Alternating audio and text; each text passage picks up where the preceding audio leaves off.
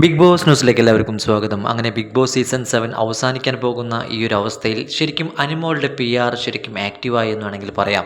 Social media മൊത്തത്തിൽ അങ്ങ് കയ്യേറിയിരിക്കുകയാണ്. അനിമോൾക്ക് support കൊടുത്തുകൊണ്ട് നിവിനെ എങ്ങനെയെങ്കിലും അവിടെ നിന്ന് പുറത്താക്കണമെന്ന് പറഞ്ഞുകൊണ്ട്. നിവിൻ്റെ ഭാഗത്തു നിന്നും തെറ്റ് പറ്റിയിട്ടില്ല എന്ന് പറയാൻ പറ്റില്ല. പക്ഷേ എങ്കിലും അനിമോളുടെ ഗെയിം എന്ന് പറയുന്നത് ശരിക്കും ഫേക്ക് ആയിട്ടുള്ള ഒരു ഗെയിം തന്നെയാണ്. മറ്റുള്ളവരെ ആക്രമിക്കുന്ന രീതിയും അതുപോലെ തന്നെ മറ്റുള്ളവരെ മോശമായിട്ടും ഒട്ടും വിലയില്ലാതെ പെരുമാറുന്ന ഒരു ക്യാരക്ടർ തന്നെയാണ് അനിമോൾ.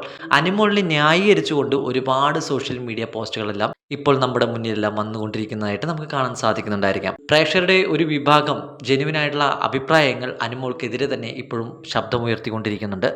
നിവിനെ എതിർത്തുകൊണ്ട് ഒരു PR ഗ്രൂപ്പ് തന്നെ അവിടെ അനിമോൾ ജനറേറ്റ് ചെയ്തിരിക്കുകയാണ്.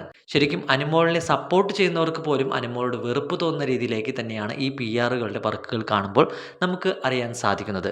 ഒട്ടുമിക്ക ചാനലുകളും അതുപോലെ തന്നെ ഒട്ടുമിക്ക സെലിബ്രിറ്റികളെയും എല്ലാം അനിമോളുടെ PR കയ്യിലെടുത്ത് കഴിഞ്ഞു. അനിമോൾക്ക് സപ്പോർട്ടായിക്കൊണ്ട് തന്നെയാണ് ഇപ്പോൾ എല്ലാവരും രംഗത്ത് വന്നുകൊണ്ടിരിക്കുന്നത്.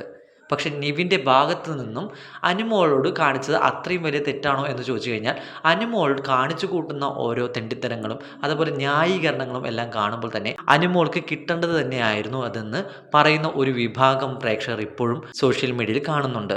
ഉറപ്പായിട്ടും അനിമോളിനെ PR വർക്കിലൂടെ വിജയിയാക്കാൻ അവർ സമ്മതിച്ചു കൊടുക്കുമെന്ന് തോന്നുന്നില്ല.